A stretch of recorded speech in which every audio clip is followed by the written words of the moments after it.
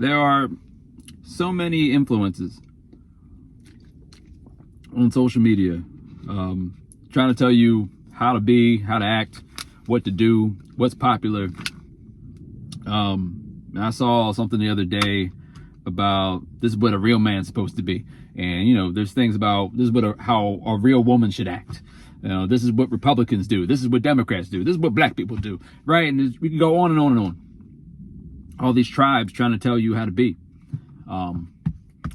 And there's not a whole lot of influences and influencers just encouraging you to be yourself.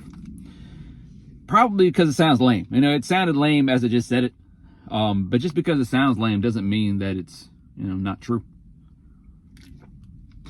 And me as being involved in church, being a minister and all, I wish that the church would be more encouraging as far as that is concerned. Like, there's a scripture in Psalm 139, I think it's verse 14, where it talks about that we are fearfully and wonderfully made.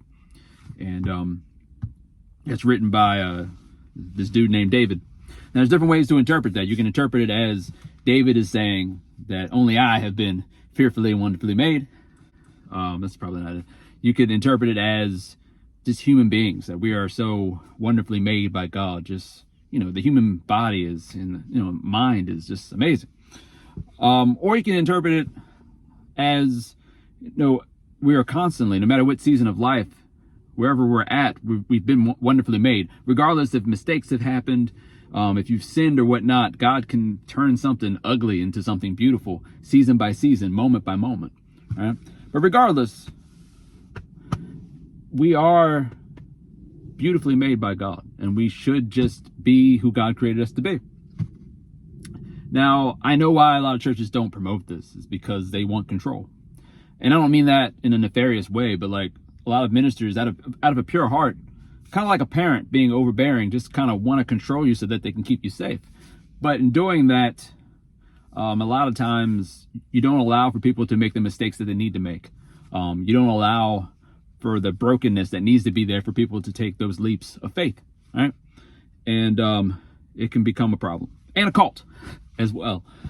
So I understand why ministers don't sometimes, but I feel like a lot of us just need to understand that God just wants us to be what we are, what he created us to be in that moment, in that season. You know, if we mess up, we sin, God can make something beautiful even out of that.